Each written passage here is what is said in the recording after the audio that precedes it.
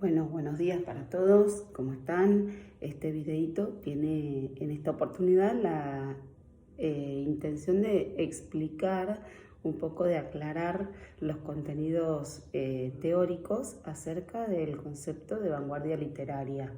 Entonces, ¿de qué hablamos cuando estamos hablando de una vanguardia literaria? Tenemos que pensar primero, como siempre, en el contexto histórico. Nos ubicamos hacia fines del siglo XIX, fines del 1800 y en los primeros años del siglo XX, principios del 1900. Pensemos en el contexto social, político, económico de esta época, ¿sí? Países europeos como España, como Inglaterra, pierden sus últimas colonias de ultramar en América. Tenemos las revoluciones industriales que desde hace tiempo ya vienen modificando el panorama económico y también demográfico, ¿sí? Acuérdense que mucha gente que vivía en el campo se traslada a la ciudad, cambia su estilo de vida y por supuesto hay un descontento, un malestar bastante generalizado. Piensen que por ese motivo también, por muchas cuestiones, hechos históricos que ustedes pueden repasar, también es el escenario previo a la Gran Guerra, a la Primera Guerra Mundial. Entonces, en este contexto, ¿qué pasa con el arte? Bueno, el arte es el reflejo de lo que nos ocurre como personas individuales y como sociedad. Entonces, en muchas expresiones artísticas, no solamente en la literatura, un grupo de artistas, esto tenemos que tenerlo claro, es un grupo, no es un movimiento masivo. Esto es lo que vamos a empezar a ver a partir del siglo XX. Ya no podemos hablar de movimientos, ¿sí? Sino que hablamos de grupos, ¿sí? De fragmentación de estas ideas que tienen que ver con la expresión artística. Entonces, un grupo de artistas entiende que tiene que romper con todo lo establecido previamente, así como tienen la intención de romper con aquello dado de manera institucional, social, religiosa. También tienen que romper con aquellas formulaciones del arte, entre comillas, formal o tradicional. Entonces así es como surge esta idea de vanguardia. Fíjense que la palabra vanguardia es tomada del vocabulario bélico, de guerra.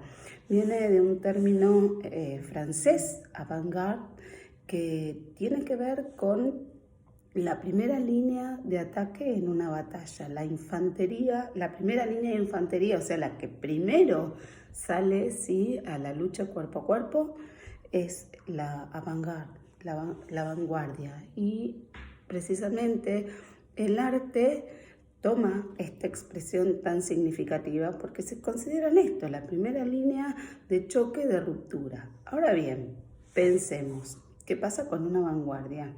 El planteo entonces es romper con todo lo establecido. Ahora, si yo rompo con lo establecido, tengo que generar algo nuevo. Pero no había nada nuevo generado. Entonces, por eso a la poesía de vanguardia también se la denomina poesía experimental. Porque los poetas, ¿por qué digo los poetas? Porque lo primero que surge en el ámbito de la literatura con esta inquietud de cambio es la poesía. Décadas después va a ocurrir esto mismo con la narrativa y con el teatro, pero a principios del siglo XX es la poesía la primera en generar esta ruptura. Entonces, esta poesía se denomina también vanguardista o experimental porque este grupo de poetas empieza a buscar otras alternativas a la poesía que, ya les digo, llamamos tradicional, ¿cierto? Que, bueno, tenía otro tipo de naturaleza.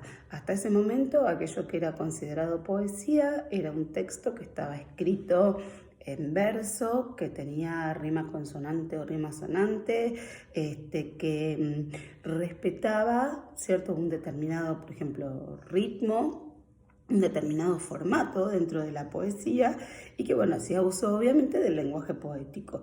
Entonces, ¿qué pasa con estos poetas? Lo primero que van a romper es lo formal, esto de escribir en verso. Buscan otras formas de experimentación, otras formas de expresión. Rompen con el verso, rompen con la rima, incorporan al lenguaje poético otro tipo de términos más coloquiales. ¿Qué significa eso? De todos los días, ¿sí? E incluso en muchos casos términos inventados por ellos, básicamente, ¿sí? Es decir, empiezan a jugar con la palabra. ¿Con qué más empiezan a explorar y a jugar? Bueno, por ejemplo, con la disposición del poema en el espacio, ¿sí? Ya el espacio, la hoja en blanco, los márgenes, empiezan a formar parte también del texto mismo. Y además de jugar con el espacio, juegan también con el material, es decir, los colores, el soporte, ¿sí?, de ese poema, que no necesariamente va a empezar a ser el papel. Entonces vemos cómo también empiezan a fusionarse la poesía con estas características propias de la literatura, con otras expresiones que tienen que ver con las artes plásticas. Llega un momento, llega un punto en que cuando observamos ciertos poemas, no estamos seguros de estar frente a un poema o de estar frente, por ejemplo, a una obra perteneciente a las artes plásticas, ¿sí?, a una pintura, por ejemplo.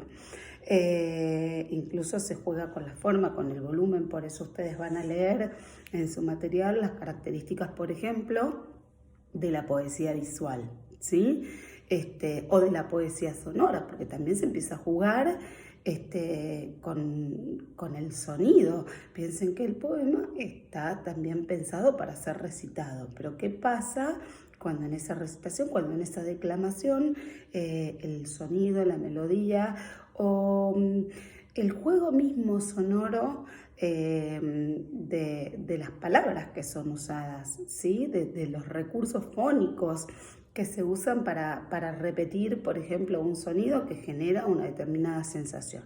Entonces, de esta manera van a surgir una serie de expresiones novedosas que ponen en jaque sobre todo al lector, que tiene que decidir personalmente si considera poesía o no ese texto al que se enfrenta, que por supuesto en sus inicios fueron absolutamente cuestionados por la crítica literaria porque no se ajustaban a la literatura formal, como les decía hace un ratito, y que hoy en día, bueno, forman parte de nuestra realidad literaria. Entonces hoy en día convivimos con poemas que siguen teniendo las características de la poesía formal y poemas que podemos decir que son vanguardistas porque rompieron con esa poesía formal y de alguna manera se animaron a generar algo